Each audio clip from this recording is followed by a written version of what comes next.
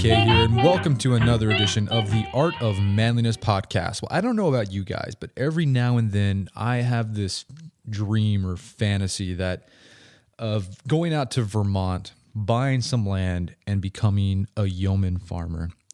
You know, to me that just sounds really cool. But if I'm honest with myself, that's never going to happen. But today's guest actually did that. His name is Forrest Pritchard. He's the owner of Smith Meadows Farm, located in the Shenandoah Valley of Virginia. This is an 8th-generation family farm. This farm has been in his family for 8 generations, and he just came out with a book called Gaining Ground, and it's basically his story of how he saved the family farm, because before he took it over, it was in pretty bad shape and on the verge of being sold, and he decided to change directions in his life and become a farmer. So today we're going to talk about his story. We're going to talk a bit about his book, Gaining Ground. So listen in. Well, Forrest, welcome to the show. Hey, thanks, Brett. I'm honored to have anything to do with the art of manliness. Well, thanks for inviting me. Well, you're very welcome. You're a farmer, which is a manly profession. It goes back thousands of years. So it's very appropriate that you're on the Art of Manliness podcast. Let's talk a little about your history before we get into kind of what your book's about. Your farm that you run is Smith Meadows. This is a 7th-generation farm, right? It's been in your family for 7 generations, a long time. You grew up on this farm, working on it with your grandfather and your dad, and to an extent. When you were a kid, was farming something you saw yourself doing? Like when you were in high school, like, yeah, I'm going to be a farmer. Were you ready to get out of town and head to the big city? What I wanted to do more than anything when I was a kid was be a superhero. I wanted to be Spider-Man and Devil, and I thought my cousin Peter was the luckiest guy on the planet because he had the first name like Peter Parker. Oh, nice. And I was stuck with this crummy name Forrest, which didn't serve me till Forrest Gump came along about 30 years later, whatever. But no, I mean, I think. In the book I mentioned at one point, like I was playing Star Wars as a kid. And, everybody in our generation and, now more generations are going to play Star Wars and Indiana Jones and A-Team and all these iconic shows of our childhood. But I don't think it was any accident, like Luke Skywalker. George Lucas wrote that character as a farm kid, farm kids are dreamers, and farming can be like a pretty confining feel, where dreams can sometimes be squelched or made to fit inside a box. So I was lucky as a kid. I wasn't made to do farm chores. I wasn't like now you're 5, get out and make some hay kind of thing. You better be driving this tractor by now. I was given a chance to be a kid, and that's not to say like I didn't participate and I didn't grow up on the farm and I wasn't out there all the time, because I was, the barefoot Huckleberry Finn kind of kid, running around the fields. But I was also allowed to have a childhood, have an ability to kind of have fun as a kid. So, I mean, I think probably more than anything, kind of being given that freedom by my elders to be respectful of that childhood period and value it, led me to want to farm. Because then I was able to not feel miserable, not feel encumbered by a bunch of chores.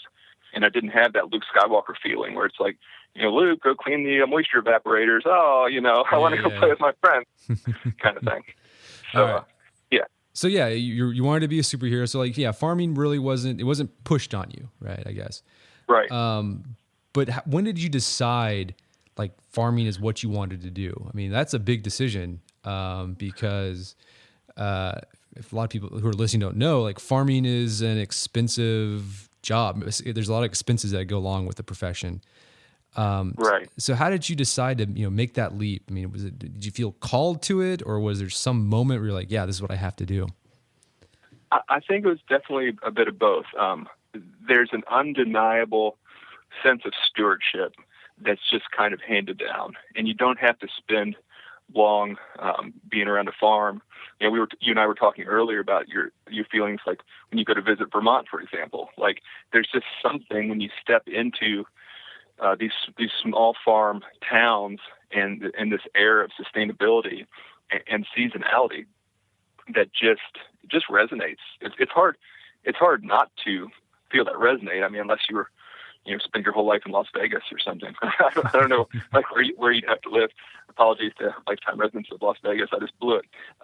But I mean, the other side of all that is when you've got this kind of like cultural resonance on one side, but then you're 19, you're 20 years old, and you're thinking, you know, what are you going to do with your life? Are you going to be an English major? Are you going to go to law school? You know, are you going to drop out and flip hamburgers? And you're driving down the road, and you see farms literally that you grew up seeing all your life, or you visited when you were a 4-H'er, or you went over to your friend's place and played in his barnyard, and they're being bulldozed straight down to the ground. Okay. And I'm talking like, you know, the late 80s, early 90s in the Shenandoah Valley. Farms were not being saved then. Farms were being pushed out for housing developments. And that's just a really tangible, kind of visceral thing that just hits you in the gut. You know, you're driving to town in one direction, and by the time you run your errands and you come back, the barn that you've seen there for your whole life is gone. It's just like there's dirt and there's bulldozers there.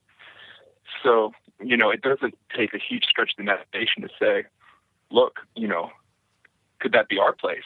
You know, we're not doing so well. You know, I hear my parents grumbling over the bills, and Grandpa's gone, and, you know, he was the last person to be farming. You know, what kind of creative person do you have to be to say, like, you know, the writing might be on the wall if we don't do something? Yeah, that was interesting. You're talking about how just like bulldozing land, right? And like putting development on there, Sure. like shopping. Like, yeah, it's a sense of place, right? Like you feel connected to the land. Right. You know, even here in Tulsa, like just in the past, you know, few years I've lived here, there's been a lot of development, and you like see it go up, and like, I don't know, yeah, you feel like a part of you is missing, you know, because you see this like beautiful land that was once there, not there anymore. Exactly. I mean, there's something about it that's just, it kind of makes you say like how, like what, you know, like, okay, but it doesn't feel like a really good, okay. Sometimes it's like, really, you know, like that's what's happening to that farm. Like it's turning into like a, you know, another Subway, you know, $5 footlong kind of thing. Oh, okay. Well, here we go. And there's gonna be a parking lot, and, you know, but, you know, at a certain point, like how many battles can we pick, and how many battles can we win? And you have to say, like, look, I've got this family farm. I can't save family farms everywhere, but I can give it a try on my own land. And that's kind of like, you know, when I was 20, 21, that's pretty much like what I was feeling. Yeah. So 2021. So were you done with college, or were you still in college at this time? Yeah, I was still in college when I was struggling with some of this stuff. I ended up battling in geology because I went to liberal arts school, and they didn't have like an ag or environmental track. So geology started to resonate with me, and soil studies, and yeah, that's definitely where my interest started to go about that time. All right. So you mentioned that you mentioned a word when you were talking about the type of farming you do. You do sustainable farming. For our readers who aren't familiar with it, can you just briefly describe the difference between sustainable farming, what you do, and typical industrial farming that goes on? Sure. Yeah, I'd be happy to. And just to, you know, kind of throw out like a Webster's definition of sustainable farming, you know, the word sustainable means, you know, not to repeat the own word in its definition, but it sustains itself. It's like, it's kind of a self-perpetuating mechanism. And for farming, that is, you know, it's commonly associated with, you know, organics and local and non-use of chemicals and things like that. But sustainable isn't just about production methods. It's about finances and the economics of things too. You know, the overarching theme of sustainability is to not only grow things in a way that nature provides us sustainability, but the economics are sound. They're plausible, and they're repeatable. So, getting back to your question, like basically what we do is we do have an organic model where we don't use any commercial fertilizers, we use no antibiotics, we use no hormones, and we market our food locally to customers that really care about this stuff, that care about, were their animals raised humanely? Is this money that they're spending going back to green space? Are the dollars going to be reinvested in the local hardware store and the local feed store, stay in this area? And, I want to back up 1 second and say, like, I've got no bone to pick with the other side, with conventional agriculture. Nothing in my book is about like, this side's right and the other side's wrong. Basically what we do is we offer people an alternative. So what the alternative, growing up that I saw to what I do now is how most of our food is still raised in this country.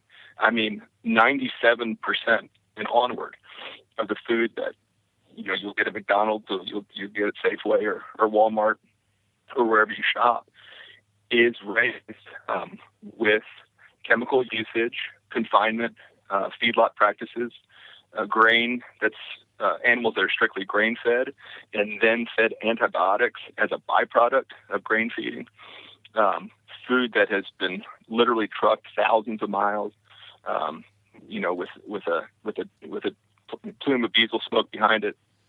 And a little bit of that might seem like kind of ivory tower and, kind of, there's an organic farmer up on a soapbox kind of thing. And like, I get that, like, when we're disconnected from our food, it's hard to say like, is organic really better or conventional really better? Well, I'm not trying to persuade anybody like to eat organic or to eat however they want.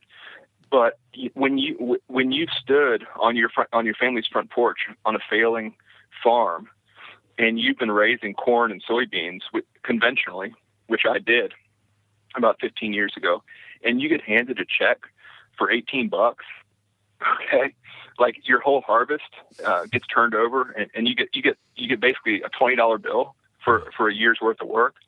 Man, that's going to cause anybody to rethink things, and that's exactly what happened to me.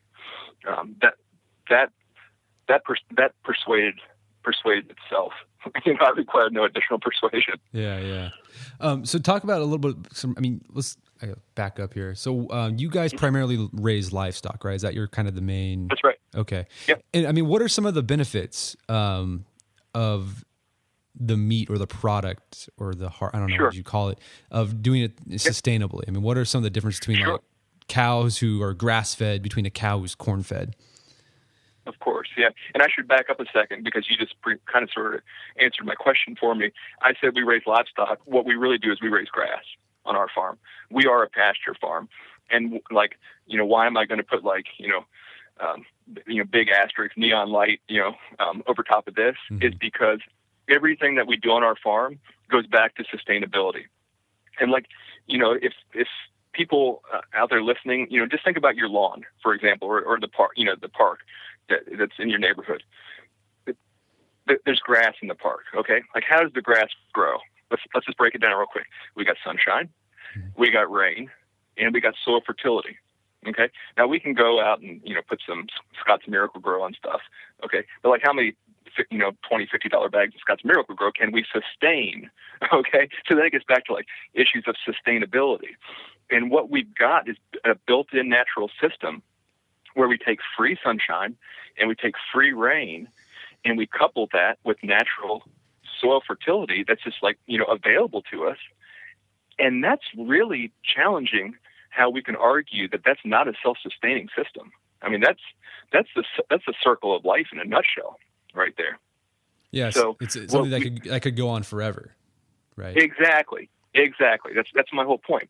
So, some of this is like some bigger picture thinking to get down to like what ends up on your plate when you shop at a farmer's market, when you take home like a, grass-fed ribeye steak or something. Okay. Yes, that's delicious. And you got to talk to the farmer and, everybody feels like, warm and fuzzy for a minute, but we can like really go backwards and like trace this and say, what is the root of sustainability here, pun intended, because the root, is these roots down in the soil. Mm-hmm. So we're going to take a grass-fed animal and a grass-fed production model, and we're going to compare that with a grain-fed model.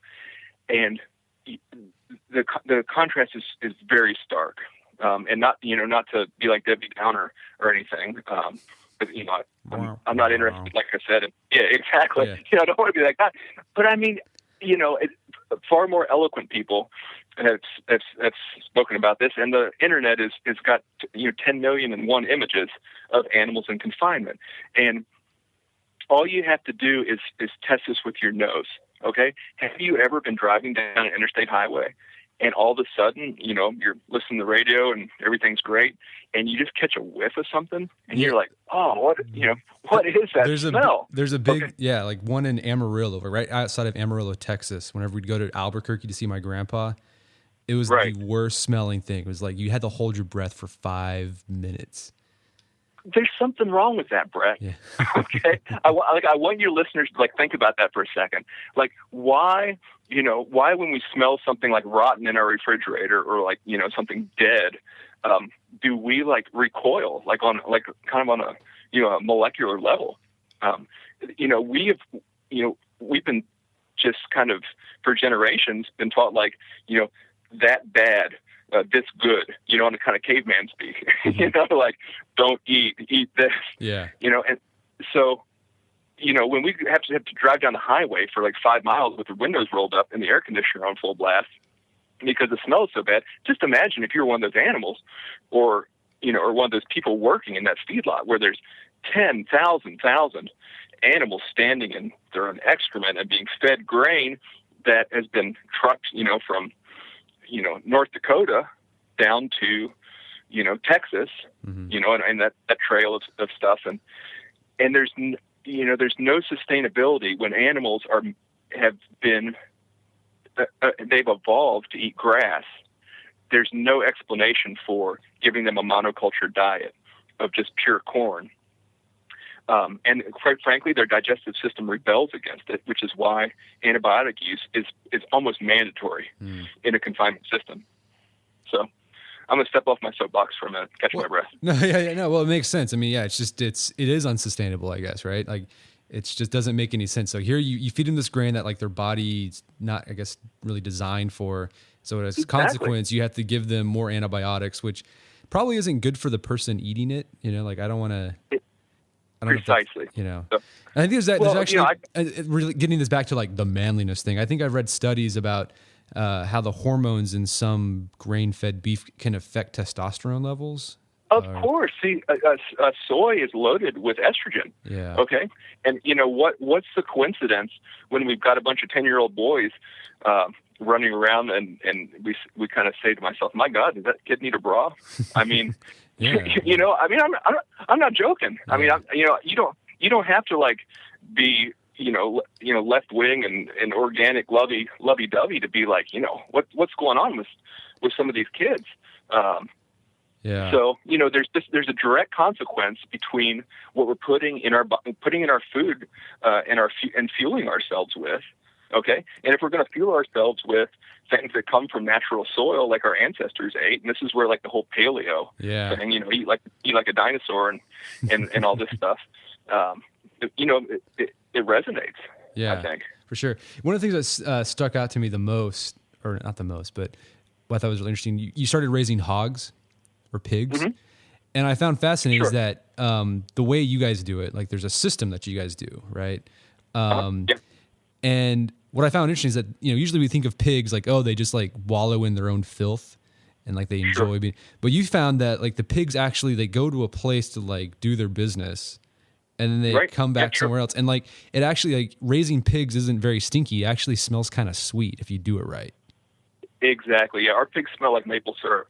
It's the closest sensory clue I can attribute it to. That was the most bizarre because it's so counterintuitive because I think of you raise a pig, it's just sitting in its slop and it's just nasty. Why would you want to eat that? Even though I love bacon. Yeah, well, I mean, if we give a pig no choice but to sit in its own slop, that's where it's going to sit. Yeah.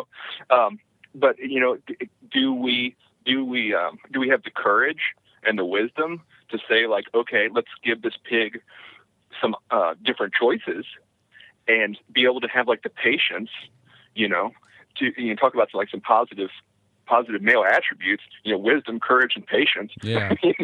That's a pretty good platform right there. And to go back and say, like, look, let's watch this pig, let it express itself. Is there some way that we can reach an intersection of the pig being able to like express its pigness, okay, and us being, as farmers, to be able to say, like, look, we can raise this animal sensibly at the same time, and that's going to be a win-win. That's going to be a pig that's probably going to grow more quickly. It's going to put out a much more flavorful meat by being able to, like, eat the minerals out of the soil and mineralize its body, which it cannot do, by the way, if it's just eating corn all day long and living in its own filth. And it's going to create a sustainable story for people to come out and, like, visit local farms, see this, smell with their own nose, nothing. They're just going to smell fresh air, which is what you expect to smell when you go to a farm.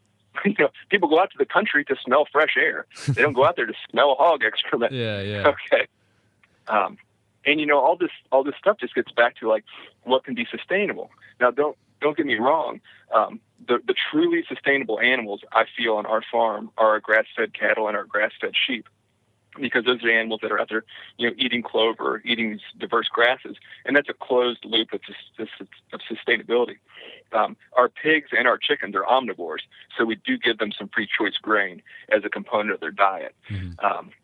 But that all goes back into a circle of, okay, we're producing some product, and their manure, which is able to be naturally distributed across the pasture because we rotate the pigs across pasture very intensively from a management standpoint, goes back to doing what? Fertilizing the grass for the cattle, for the sheep. So it's just kind of how we being economical in every aspect. Yeah, I mean, we can go out with tractors and get chemical fertilizers and ring up big bills for ourselves. And by the way, fill up our tractor with fuel and repair it when it breaks down and put it in a barn for 11 months out of the year when it's not being used. Or, I could run a bunch of pigs out there. They look beautiful. They smell great. They taste fabulous when you put them on your plate. It's a humane way to treat our animals. Whether you're vegetarian or you're an omnivore, far more humane than the way most animals are raised. And at the end of the day, their manure doesn't even have to be cleaned up. It just goes around to the pasture, and it fertilizes the grass. It's awesome. So it's the circle of life. It's a beautiful thing. Yeah. I mean, what can I say? I didn't invent it. I'm just participating. All right. So you decided to get into farming. You're going to go the sustainable route, but this wasn't an overnight success, right? It was rough going in the beginning. What were the biggest obstacles at the very beginning of your journey to become a sustainable farmer? Oh man, that one's, I don't even have to think about that one. It was negative peer pressure. Yeah. Like, all the voices, and I think I put that right at the end of chapter 1 in the book. It's like, this is what all the voices were trying to tell me when I get that check for $18. Like, you can't do it. Just like, God, why, okay, you've had a few months to, like, dick around on the farm. Now get yourself a haircut and a polo shirt and go get a job, Yeah. And that wasn't just all my friends who a generation before would have been young farmers and were now, putting on khaki pants and finding jobs in Washington, D.C., which is about an hour from our farm. That was other farmers, okay, saying that. I mean, they weren't, they were discouraging because for all through the 1960s, the 70s, the 80s, commodity prices were just going down, down, down. I'm not making this up. You can pull up, umpteen different charts on this where commodity prices diverge from the cost of living. Okay. It's just like a big, greater than symbol. Commodity prices kind of flatlined and trickled down in one direction, and the cost of living went up. And the gap in between, as that V-shaped diagram keeps growing over the years, the gap in between becomes insurmountable to bridge. Okay. And by 1996, when I was standing there looking over our farm and thinking about becoming a farmer, the gap was just about as wide as it had ever been. So, needless to say, I could not find many farmers in my area that were like, let's sign you up, pal. Let's get you a straw hat and overalls and get you started. They were like, do anything but farm. Yeah. So yeah, and I guess too, I think you're talking about commodity prices. I guess that a lot of that has to do with subsidies, right? Farm subsidies, and that's part of the problem. A lot of farms that used to grow diverse, products, produce, animals, because that wasn't where the money was at. They started diverting all that land and resource to like soy. Wheat, of course, soy, corn, wheat. Yeah.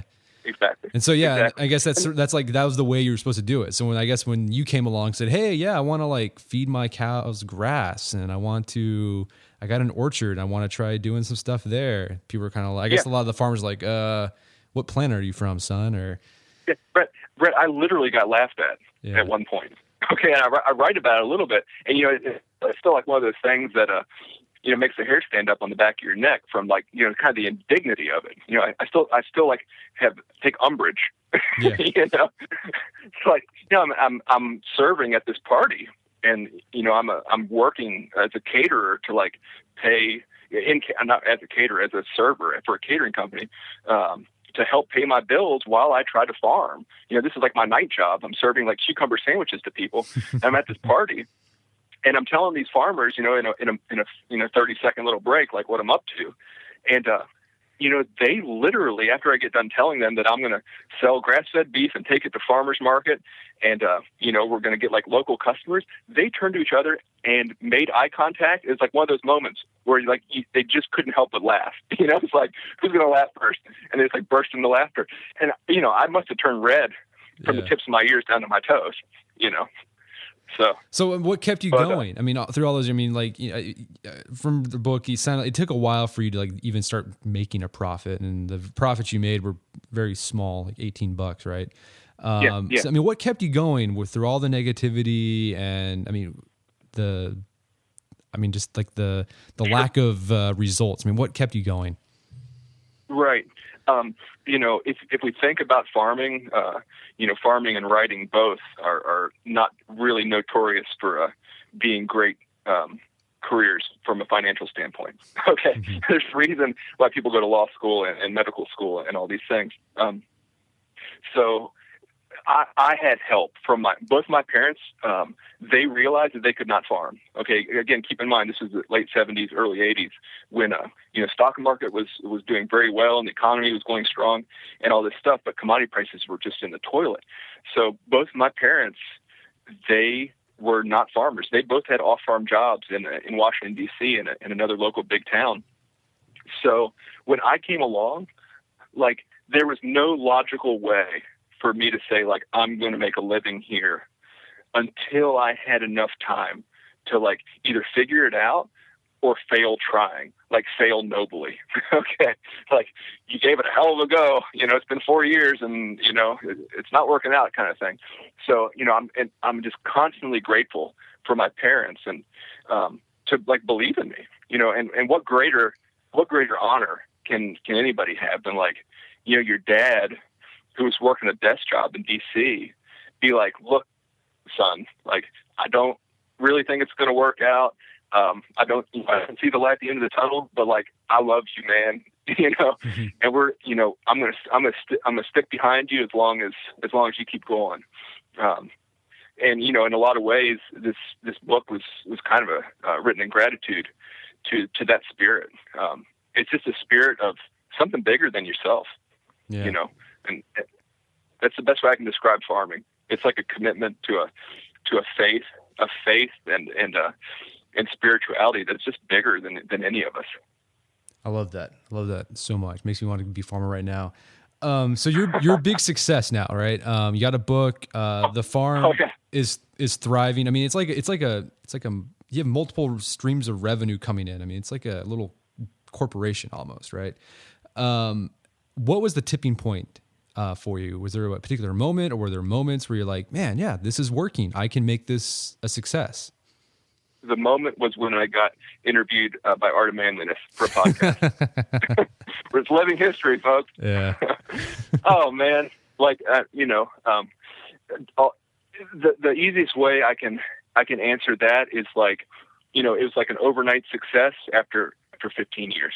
Yeah. It's like, okay, this guy's a success, right? Overnight, just overnight, over and over and over again. Like the biggest thing I can attribute any of this to is like my customers believing me.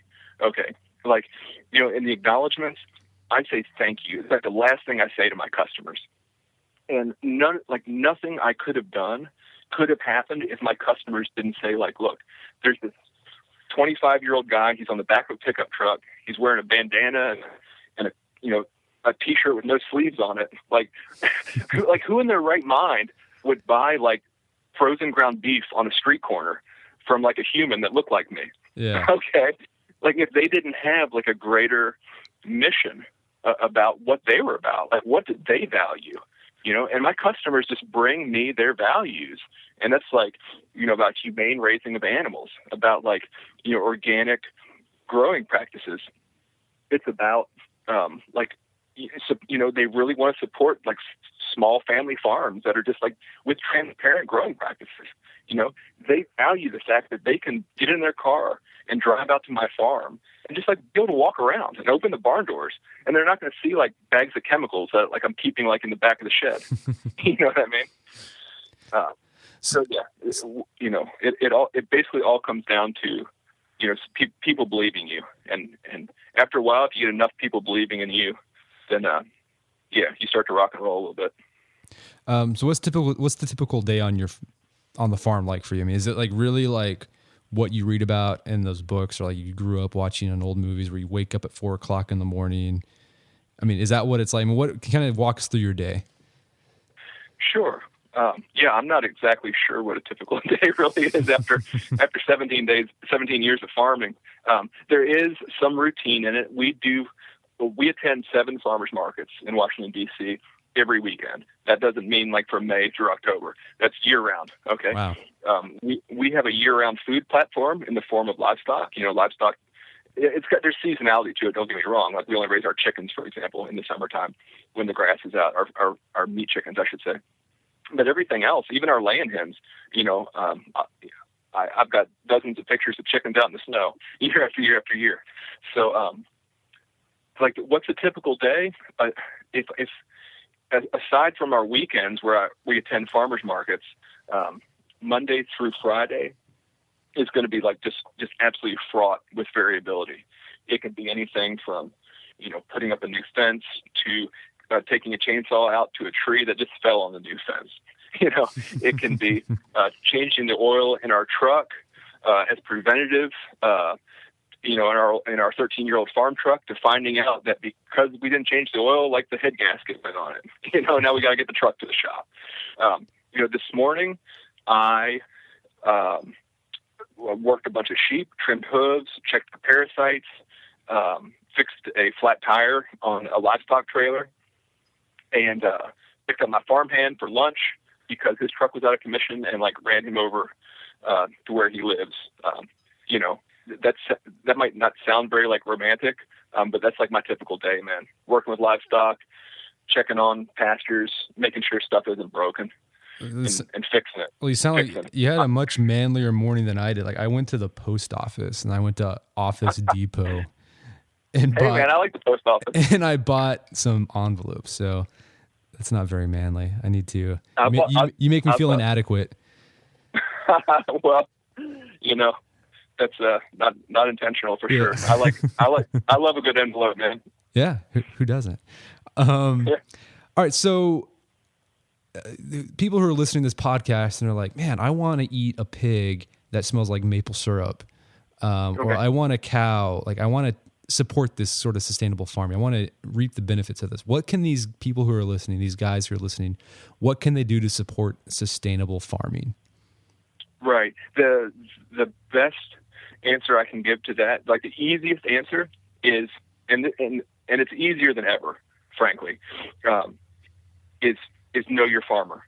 Okay, know your farmer. Like anybody that's out there listening right now, tell me who your farmer is. Like who pops to mind? I want a face and a name. Okay, like who's your doctor? Okay, who works in your office? Who's your kid's soccer coach? Like why do we know all these names and faces, like, but we don't know who our farmer is, okay, or our farmers, plural. So the easiest thing to do is go know your farmer. Where do you find a farmer? You find them at farmers markets. Okay, you find them through CSA, which is an acronym for community supported agriculture or community subscription agriculture.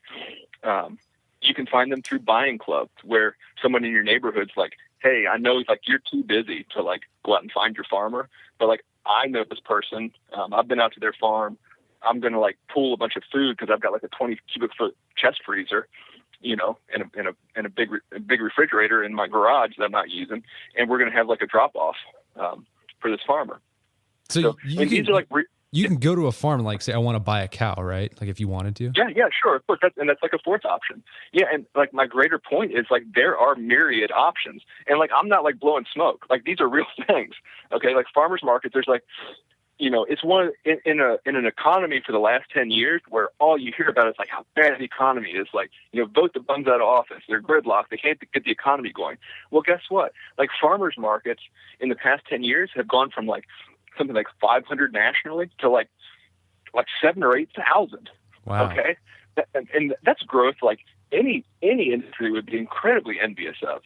And this isn't like, you know, let's make some more widgets in Hong Kong. Okay, we need more action figures because Star Wars has a new movie out, kind of thing. These are like family farms that are just like strapping it up, saying like, look, customers are really finally give a damn about the food we're raising. Now we're going to take it to farmers market.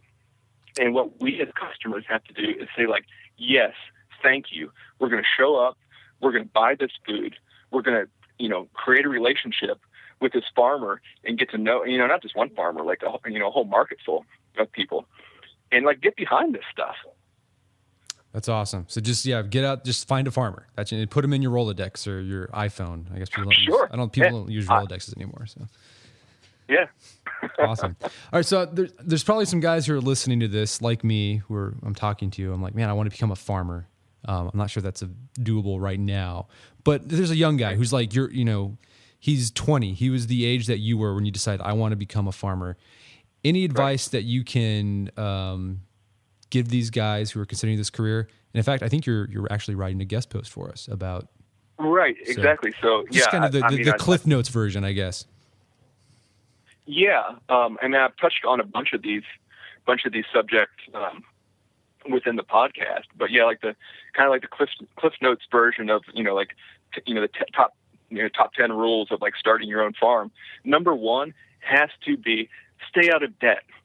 Okay. Like what is it about our culture that wants to take shortcuts on everything?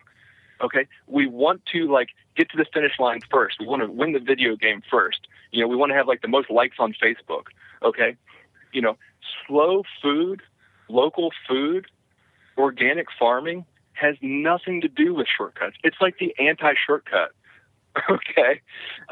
And what we do as a culture is we say like, look, I really want that $600,000 house, and man, I need it now. You know, I need it with a swimming pool, and I need it within like, you know, under a 40-minute commute to my house because I don't want to live in the city, but you know, I really want to have this house. So we finance it with debt. And then guess what happens in 2008, in 2009? Okay. The chicken, you know, to borrow a farm analogy, the chickens came home to roost. Yeah. Okay, and we all got in trouble. And this happens over and over again in farming because there is so much variability with the weather, with prices, with our own personal energy levels, with unexpected, you know, calamities, health problems. I mean, the list goes on and on and on. And you can't have any of these things and farm successfully. Like you can only farm when everything's going right. So we have to assume that lots of things are going to go wrong, which is where I get down further in the post and I say expect to fail and accept failure, like value failure. Okay. But knowing that we're going to fail, like stay out of debt. Okay. And that's the best way I can say, like just grow slowly and buy what you can afford. You know, if you can only afford to rent, 5 acres and you've got a farm, then there's nothing small about 5 acres, man. You can grow a lot of vegetables and a lot, you know, you could raise a whole flock of free range laying hens on 5 acres and make money on it. You know, I challenge anybody to go out and raise 5 acres of tomatoes and tell me that's not a job. That's a small farm. Okay. Yeah, for sure. So how is this whole experience, how long has it been, like 15 years in the making? Mm-hmm. About how is this 15-year experience of saving the family farm, becoming a sustainable farming, how has it made you a better man? Well, that's a pretty challenging question. I think the best way I can answer that is to say, like, it made me a willing father. Okay. And that's going to sound a little weird for the first thing to say, but I've got an 8-year-old son. Okay. And the farm has been in my family for 7 generations now. And, you know, it doesn't really matter if it's been in my family for 1 generation or 10 generations. It's just, that's the way it's been. And for 7 generations or 6 generations before me, somebody had to say yes. Okay. Somebody had to say, like, you know, I'm not taking that job in town. I'm not going to run for politics or whatever, you know, fill in the blank. I'm going to be a farmer. And when I came along, I had to be that person. Like, a farm isn't a farm without a farmer. Okay. A farm is just a piece of land. It's a park. It's a woods that you drive by on the highway. It's a protected, you know, piece of land that was bought by some $1 billion endowment. Okay. A farm has to have a farmer. And if I'm going to be able to pass anything on, like if I'm going to be, you know, fulfilled as a man, then I have to have a son or a daughter to come along behind me and say, like, yeah, Dad, like, this is cool. You know, what you're doing works. And, like, I want to do it too. Like, you know, the kid in the back of the crowd, like, pick me. I want to be on your kickball team. You know, that kind of excitement. That's the way it's got to be. So, like, you know, when I was 20 years old, I wasn't thinking about any of this stuff. I was, you know, thinking about pizzas and going to watch a movie and you know, waking up with enough energy the next day to farm for, you know, 10 or 12 hours. But then you do this for year after year after year, and your priorities and your goals just begin to shift. And when you bring another human life into the farm, it just really completes the picture for, you know, as another component of what sustainability really means. Yeah, so I guess it kind of inspired you to start leaving a legacy, right? Like, you want to be able to pass this down to your children, your grandchildren. Yeah, I think that's really well put. The word legacy is like a very poetic kind of encapsulation of exactly what I was talking about. And, you know, and there's plenty of legacies out there that, you know, that we're going for, like, that brass ring, and we're going for the golden parachute, whatever. And, at the end of the day, we might look back on and be like, what did I really accomplish? You know? But if I can look back on and say, like, look, we saved our family farm, and I've got a kid that, like, wants to take it over from me, like a family business. Oh man, that's cool. You know? That's awesome. So, last question, Forrest. I know you probably got to get back out and shear some sheep or whatever you do. I'm on my way to the butcher right after this. Yeah. Are there any, like, life lessons that an average guy, say a guy is not going to be a farmer, but are there any life lessons that a man could take from the life of a farmer that could help them become a better man? Yeah. I mean, let's think about being kids for a minute. What are the songs that we're taught when we're in kindergarten? We learn about Old MacDonald and, like, all the different animals on his farm. We were given, like, a play set for a barn with a farmer and this, you know, a donkey and a cow and all this stuff. And like why, you know, after we're all so removed from being on farms ourselves, like, why do we still value as a culture, like, the idea of a farmer?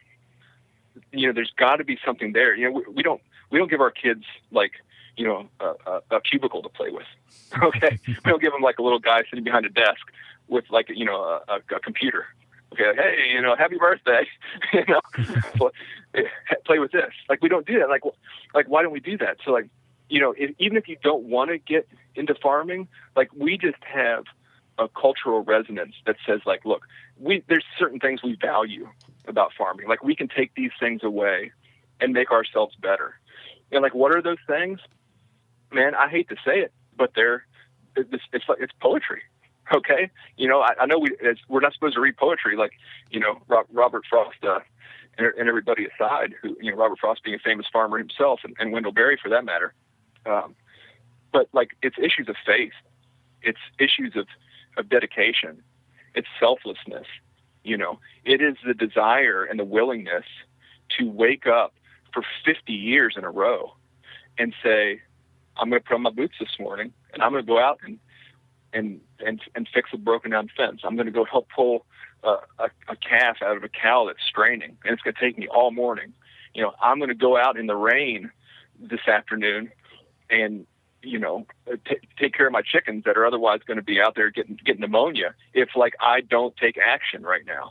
And like wash, rinse, and repeat for 50 years. And then what do you get at the end? Do you get like severance package? Do you get like benefits, when you retire? No, of course you don't. So what kind of person does that make? I don't know.